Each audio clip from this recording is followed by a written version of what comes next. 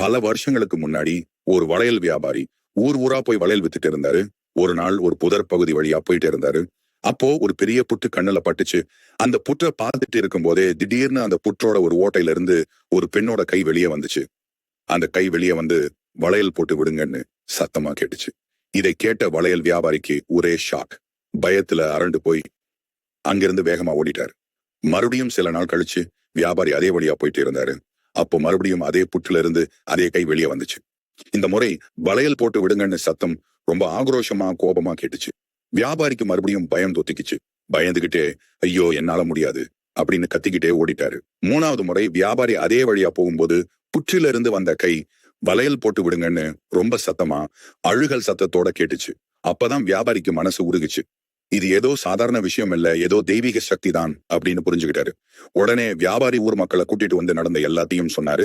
ஊர் மக்களும் அந்த புற்றை பார்க்க வந்தாங்க. அப்போ அங்கிருந்த ஒரு பக்தர் மேல சாமி இறங்கிச்சு. நான் தான் சாமுண்டேஸ்வரி, இந்த இடத்துலதான் நான் இருக்கேன், எனக்கு ஒரு கோவில் கட்டி வழிபடுங்க, நான் உங்களை எல்லாம் காப்பேன் அப்படின்னு சாமி சொன்னிச்சான். இதை கேட்ட ஊர் மக்களும் அந்த வளையல் வியாபாரியும் சேர்ந்து அந்த புற்றை சுத்தி ஒரு கோவில் கட்டினாங்க. இப்படித்தான் கம்பம் சாமுண்டிபுரம் சாமுண்டி அம்மன் கோவில் உருவானது. இன்னைக்கும் அந்த அம்மன் மக்களை காத்து அருள் புரிஞ்சுட்டே இருக்கிறாங்க. நீங்களும் ஒரு நாள் போய் இந்த அம்மனை தரிசிச்சுட்டு வாங்க. Download ShareChat.